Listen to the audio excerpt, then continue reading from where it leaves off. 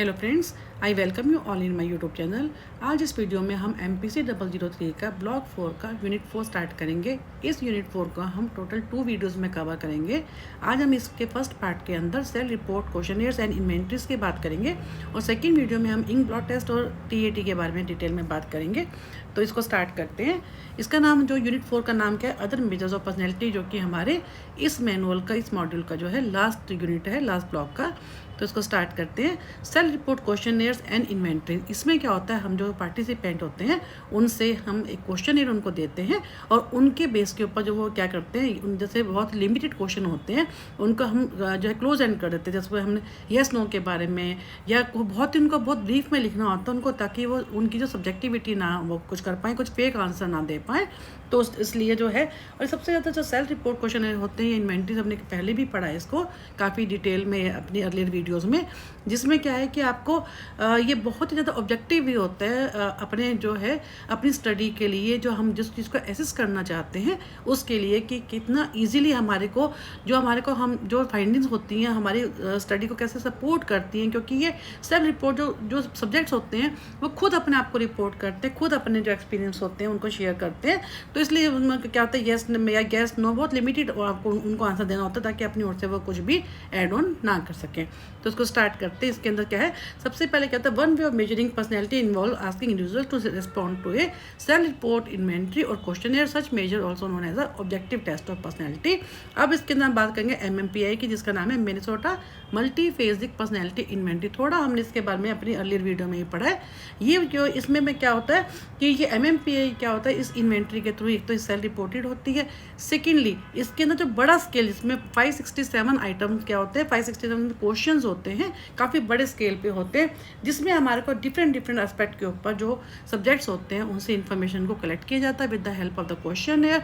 तो उसमें क्या होता है कि बहुत इसके अलावा ये MMPI जो इसलिए भी फेमस है क्योंकि इसके अंदर जो वैलिडिटी स्केल भी लगा हुआ है, जिसके अंदर ये मालूम हो जाता है जो पार्टिसिपेंट्स ने, जो सब्जेक्ट्स ने जो आंसर्स दिए हैं, कहीं वो उसमें ये तो नहीं है कि उन्होंने अपनी ओर से जैसे लोगों से डर कर या सोशली एक्सेप्टेबल वेज में, मान लीजिए कि येस नो में ही देना है, लेकिन कहीं ऐसा तो नहीं है कि उन्होंने येस करना था लेकिन उन्होंने जान के नो कर दिया। मान लीजिए कोई किसी ने क्रिमिनल पार्ट पे हम क्वेश्चन पूछते हैं, किसने कोई क्राइम किया, ठीक है, तो वो ये सोच के कि नहीं, अगर मैं ऐसे करूँगा और तो अगर मैं ये जवाब दूंगा तो ऐसा ना हो कि लोग मेरे से नाराज़ हो जाए या इनको पता चल जाए कि मैं इस टाइप की पर्सनैलिटी हूँ। तो इसलिए क्या होता है, कई बार कि जब भले वो येस नो में होते हैं लेकिन तभी वो आंसर क्या होता है कई बार गलत दे देते हैं। तो इसलिए क्या होता है, MMPI के अंदर सबसे अच्छा ये है कि उसमें वैलिडिटी स्केल लगे हुए हैं, ताकि वो कैच कर लेते हैं उस टाइप के कि कई पार्टिसिपेंट ने ऐसा तो नहीं है कि जो रेस्पॉन्स दिए वो केयरलेसली दिए हो या धोखा दे रहा हो या जो कि सोशली एक्सेप्टेबल वे में दिए हो। तो उस टाइप के क्या होता है कि जो है या बिना देखे कई लोग क्या करते हैं, जो क्वेश्चन आंसर होते हैं उनको क्वेश्चन को बिना ही देखे आंखें बंद करके यस नो करते रहते हैं। तो उन सब चीज़ों को पकड़ने के लिए तो वैलिडिटी स्केल है, इसके अंदर एक जो है लाई स्केल है। तो इसको स्टार्ट करते हैं। The most widely use multi trend self-report test is MMPI. It was originally devised by the Hathaway and McKinley in 1943 to aid clinical psychologists in the diagnosis of psychological disorder. क्योंकि ये जो है MMPI जो है वो psychological disorders को diagnose करने के लिए बनाई गई थी। इन दोनों के जो है Hathaway and McKinley ने बनाई थी। And the developers believe that this test would be useful in evaluating the effectiveness of the psychotherapy. जो psychological disorders के लिए है, तो इसलिए उन्होंने कहा कि उसकी effectiveness को, कि हम जो disorder हैं उनके लिए हम जो इफेक्टिवली जो हम साइकोथेरेपी देते हैं, उनको कोई भी थेरेपी देते हैं उसकी इफेक्टिवनेस को देखने के लिए। And they used an empirical strategy to construct MMPI. They administer hundreds of true false item of several groups, क्योंकि काफ़ी बड़ा इन्वेंट्री है ये, in mental institution who had been diagnosed as having certain psychological disorder. तो इसमें yes no में करना। इसके अलावा इन्होंने क्या कहा है कि this diagnosis have been determined through the psychiatric interviews with the patients से उन्होंने इंटरव्यू लिया by systematically carrying out the empirical procedure on patient group with different psychiatric diagnosis. The test developers established 10 separate clinicals. इन्होंने 10 इस type से इन्होंने कहा है कि 10 तरह के जो थे वो क्लिनिकल स्केल लगाए थे, और उसमें क्या था, test also had 4 validity scale भी थे to assess whether the person was careless, ये मालूम करने के लिए कि उसने जो है केयरलेसली तो जवाब नहीं दिए, डिसेप्टिव को धोखा तो नहीं वो दे रहा, या कोई मिसअंडरस्टूड दी इंस्ट्रक्शन के जो इंस्ट्रक्शन उनको दी गई हैं कि उनको वो ठीक से समझे भी हैं या नहीं समझे। इसके अलावा जो लाई स्केल भी उन्होंने जो है for instance indicate the extent to which a person response is socially desirable, जैसे मैंने अभी आपको बताया। तो इस लाई स्केल में अगर ज़रा सा भी झूठ बोलेंगे तो वो उसको पकड़ लेगा उसको। तो ये इसमें बहुत अच्छी चीज़ है इसके अंदर MMPI में। और ये इन्होंने कहा कि एंड उसके बाद जो है इनका अपडेटेड वर्जन जो है रीस्टैंडर्डाइज को और अच्छे से उसको स्टैंडर्डाइज किया गया और उसकी जो ऑब्जेक्टिविटी है उसको और ज़्यादा बढ़ाया गया। और in 1989 and it is known as the MMPI 2, ये इसका सेकेंड वर्जन आया। इसमें क्या था 567 आइटम्स थे। आइटम्स क्या होते हैं, हमारे क्वेश्चंस होते हैं। अब उन्होंने क्या किया इसके बेस के ऊपर, जब उन्होंने क्या किया कि जो कुछ आइटम जो थे, जो कुछ क्वेश्चन ऐसे थे with the sexist wordings and outmoded content have been modified, कुछ ऐसे क्वेश्चन थे जो कि सेक्सुअल पार्ट पे उस टाइप की वर्डिंग थी जो अनएक्सेप्टेबल थी, तो उनको जो है मॉडिफाई किया गया। Item with objectionable content have been eliminated, जिस पे ऑब्जेक्शन हो सकता था उनके जो कंटेंट्स थे उस टाइप के कंटेंट वाले को जो क्वेश्चंस थे उनको जो है हटाया गया, एलिमिनेट किया गया। And the national norms that were more representative of the present population have been category, अब जो है ऐसे नॉर्म जो कि सबको एक्सेप्टेबल हैं उनको जो इसमें ऐड किया गया। अब उन्होंने कहा कि 2 general approaches were used while interpreting the MMPI data. कौन कौन से, क्लिनिकल एंड एक्चुअरियल। उसमें क्या होता है, क्लिनिकल में क्या होता है कि एक्सपर्ट चाहिए होते हैं जो इस चीज़ के लिए जो एक्सपीरियंस अपने खुद के एक्सपीरियंस के बेस के ऊपर जो एक्सपर्ट होते हैं वो अपने स्कोरिंग करता है और अपनी जो इन्फ्रेंस होता है, जो रिजल्ट्स निकालता है उसके बेस के ऊपर निकलता है, अपनी खुद की जो है अपनी नॉलेज से, अपने एक्सपीरियंस से। और जो रेस्पॉन्स आते हैं जो केसेस के होते हैं उसमें अपने क्या होता है खुद के अपने एक्सपीरियंस को भी वो शेयर कर सकता है, यानी इसमें थोड़ा सा सब्जेक्टिविटी होने के चांसेस ज़्यादा होते हैं। जो रिजल्ट थोड़े से उसमें बायस हो सकते हैं क्योंकि उन्होंने रिजल्ट तो ले लिए जो 567 क्वेश्चन हैं उनके, लेकिन उनको इंटरप्रेट तो क्या है उसको खुद को करना है ना, एक्सपेरिमेंटर को जो एक्सपर्ट है। तो कहीं ना कहीं इसमें क्या होता है, इसको यहाँ से पढ़ लेते हैं। In clinical interpretation and expert inspect each of the skill scores, जितने भी स्कोर होते हैं स्केल के उनको खुद करता है, उसको इंस्पेक्ट करता है, देखता है, notes the features of profiles and at the mix of the खुद का एक्सपीरियंस उसमें ऐड करता है about the individual of each profile type two make inferences regarding the pathological problem and यानी सिंपल वर्ड्स में क्या है कि एक्सपर्ट जो होते हैं अपने खुद के एक्सपीरियंस के ऊपर on the basis of his और हर एक्सपीरियंस स्कोर्स ड्राइंग इन्फ्रेंसेस इन सब के बारे में about the cases he uses his personal experiences इसमें MMPI में जो कि क्लिनिकल पार्ट पे हम कर रहे हैं। नेक्स्ट है एक्चुरियल। एक्चुरियल में क्या होता है, जिसके अंदर क्या एक सेट वो होता है हमारे पास, उसी को हमें जैसे हम की कह लो या एटलस कह लो, हमें अपनी ओर से कुछ नहीं करना पड़ता, उसी को देख के ही हमें स्कोरिंग करनी पड़ती है, उसी के बेस पे हमारे को इंटरप्रिटेशन करनी पड़ती है। When an actuarial interpretation made the psychologist merely checks MMPI, क्योंकि वो एटलस है उनका, MMPI का एटलस होता है, उसमें इसके जो एक्चुरियल में क्या करते हैं वो एक एटलस को फॉलो करते हैं, जितने भी हमारे को रेस्पॉन्सेज मिलते हैं उनके बेस पे हम जो है कैलकुलेशन करके अपने रिजल्ट को निकालते हैं। ये ज़्यादा अच्छा है क्योंकि इसमें सब्जेक्टिविटी बहुत कम है और ऑब्जेक्टिविटी ज़्यादा है। तो इस टाइप से उन्होंने कहा कि the process of comparing the profile of a person with a large number of previous profile yield interpretation based on the statistical base rates and norms. तो उन्होंने सिंपली बताया कि किस तरह से MMPI के अंदर 2 तरह की अप्रोच होती है, क्लिनिकल एंड एक्चुरियल। अब उन्होंने ये सारा MMPI के बारे में ही है, आगे जो है इसको स्टार्ट करते हैं आगे। अब इन्होंने कहा finally MMPI has been translated no, इतना ज़्यादा वाइडली यूज्ड ये स्केल है कि इसके अंदर उन्होंने कहा कि 125 फॉरेन लैंग्वेजेस में भी इसको जो है यूज़ किया जा रहा है, उसमें ट्रांसलेट करके उनको इतनी इसकी डिमांड है क्योंकि इसमें ऑब्जेक्टिविटी बहुत ज़्यादा है, क्योंकि इसमें वैलिडिटी स्केल लगा रखे, लाइव स्केल लगा रखे हैं, तो जिस कारण से जो होता है ज़्यादा जो रिजल्ट आते हैं हमारे ज़्यादा वो स्टैंडर्डाइज होते हैं, ज़्यादा ऑब्जेक्टिव होते हैं। अब है MCMI million clinical multi textual inventory. इसमें क्या होता है मल्टी एक्सेल में कि इसमें क्या कहते हैं कि जो आइटम्स होते हैं ये थोड़े से कम हैं इसके अंदर, इनको थोड़ा कम कर दिए आइटम्स को, जब हमने ऊपर 567 किए थे, थोड़ा सा इसमें ड्यूरेशन भी कम है इसकी इन्वेंट्री की, और ये इतना पॉपुलर भी नहीं है। Another objective measure of personalities are Millon clinical multi axial inventory item of the test correspond more close to the categories of, ये भी वही है साइकोलॉजिकल डिसऑर्डर्स के लिए currently use by the psychologist and then those on the MMPI. This makes the test especially useful to clinical psychologists who must first identify the individual problem before recommending specific forms of therapy. इसमें क्या करते हैं जो psychologist होते हैं, जो therapist होते हैं, उनके पास उनको रेफ़र करते हैं अपने केसेस को, लेकिन उनको रेफ़र वो बाद में करते हैं, रिकमेंड बाद में करते हैं। पहले जो इंडिविजुअल की जो प्रॉब्लम होती है, पहले उनको वो आइडेंटिफ़ाई करते हैं। इस वाली इन्वेंटरी में उनको राइट होता है कि वो जो इंडिविजुअल की जो प्रॉब्लम है, पहले उनको आइडेंटिफ़ाई करें, उसके बाद उसको रिकमेंड कर दें फॉर थेरेपी। तो इसमें क्या होता है एमसीएमआई में, the recent third edition development of the MCMI 3 adds the Grossman facet scale, a series of therapy guiding facet sub scale. तो उन्होंने इस टाइप से इसका बताया कि क्या क्या इसमें जो है किस टाइप की जो है थेरेपी देते हैं। This fact scale identify the most salient clinical domain. कौन कौन से इनको डोमेन्स को देखते हैं, इंटरपर्सनल को में क्या कहाँ पे प्रॉब्लम है, कॉग्निटिव में क्या है। तो अगर कॉग्निटिव में होता है तो जैसे हमने अभी सेकेंड ईयर में पढ़ेंगे, तो कॉग्निशन की जो है बिहेवियर थेरेपी होती है वो दी जाती है। इंटरपर्सनल की है तो उनको नैरेटिव थेरेपी, कई सारी चीज़ें होती हैं। And characterize the patient taking the, उसके बेस के ऊपर हम देखते हैं उनको किस टाइप की थेरेपी की देनी है और किस टाइप से उनको आगे रेफर करना है। तो एमसीएमआई जो होता है is a distinguished from other inventories primarily bye it's brevity. Brevity क्या होता है, शॉर्ट ड्यूरेशन है इसकी, कम छोटी है ये।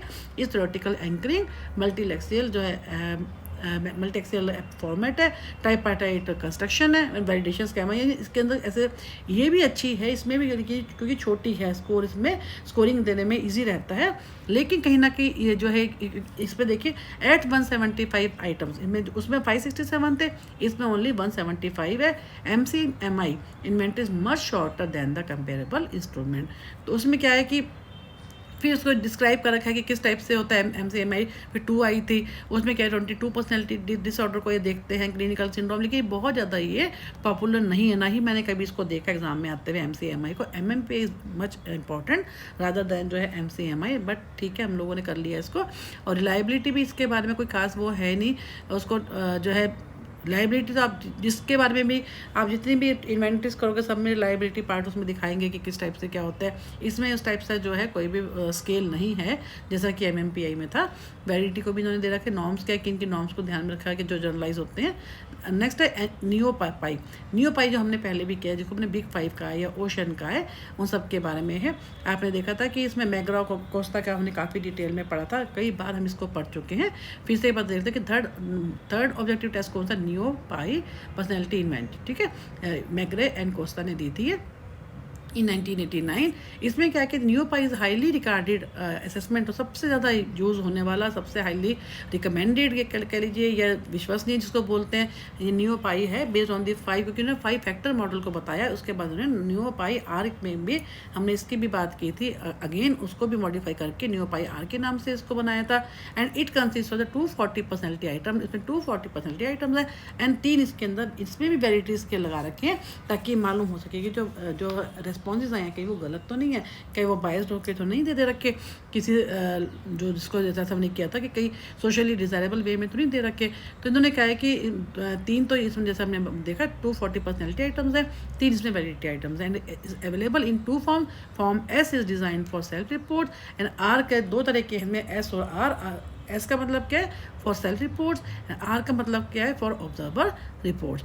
अब देखिए नियोपाई आर, इसमें हमने अब तक किए थे कि टोटल 5 फैक्टर्स होते हैं, न्यूरोटिज्म का, एक्सट्रावर्जन का, ओपननेस टू एक्सपीरियंस, एग्रीएबलनेस और कंसाइंटियसनेस। ये इनके हमने सारी कैरेक्टरिस्टिक्स पहले कर रखी हैं कि किस टाइप के लोग जो होते हैं न्यूरोटिज्म जिनमें क्वालिटी कौन सी होती है, एंग्जाइटी है, हॉस्टिलिटी है, डिप्रेशन, यानी जो लोग जो है इमोशनली अनस्टेबल होते हैं, that are called the neurotic.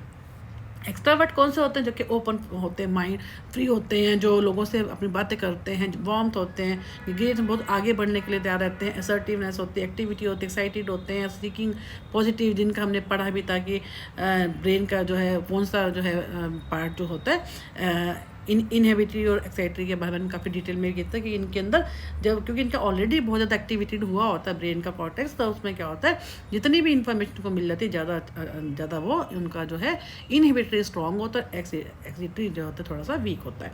और वाइस वर्सा हमने उसमें किया था इंट्रोवर्ट के केस में, आपको याद आ जाएगा जब आप मेरी बाकी वीडियोज़ को भी देखेंगे।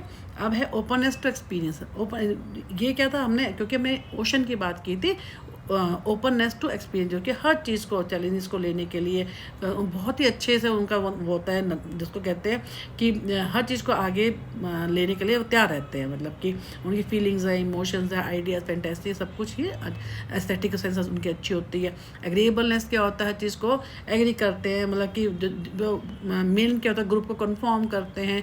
इनमें इस टाइप की क्वालिटी बहुत होती है। एल्ट्रुइज्म का मतलब क्या होता है, जो आगे बढ़कर बहुत ज़्यादा लोगों की हेल्प करते हैं, एम्पैथेटिक उनका एटीट्यूड होता है।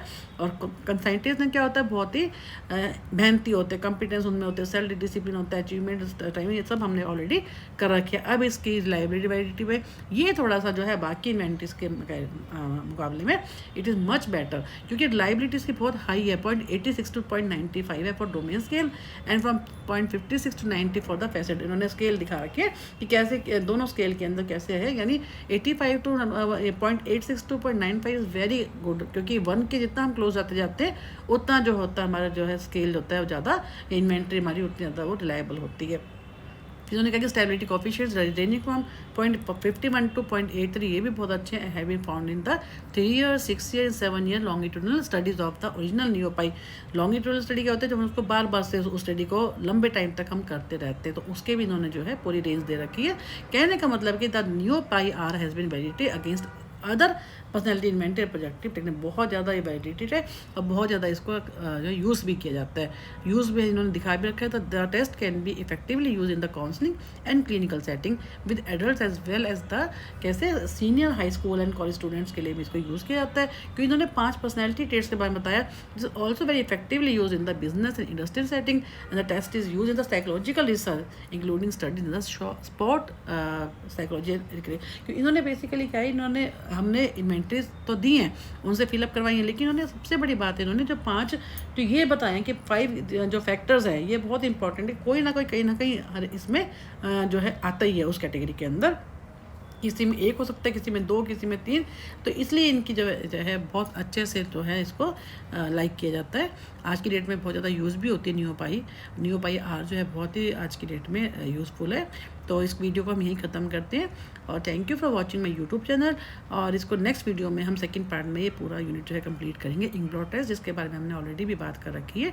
रोशा का जो टेस्ट है, थीमेटिक TAT टेस्ट हमने किया था, जिसके अंदर उनको स्टोरीज लिखनी होती है पिक्चर्स दिखाकर। रोशा के अंदर इंक ब्लॉट टेस्ट था, जिसमें आपको याद आ जाएगा ब्लॉक 1 के यूनिट 3 में हमने किया था कि किस तरह से जो है एक उन्होंने देखा था बच्चों को वो एक्सपेरिमेंट करते हुए कि कैसे एक पेपर के ऊपर वो इंक डालकर वो खेल रहे थे, जब पेपर को फोल्ड करते थे कोई ना कोई उसमें इमेज बन जाती थी।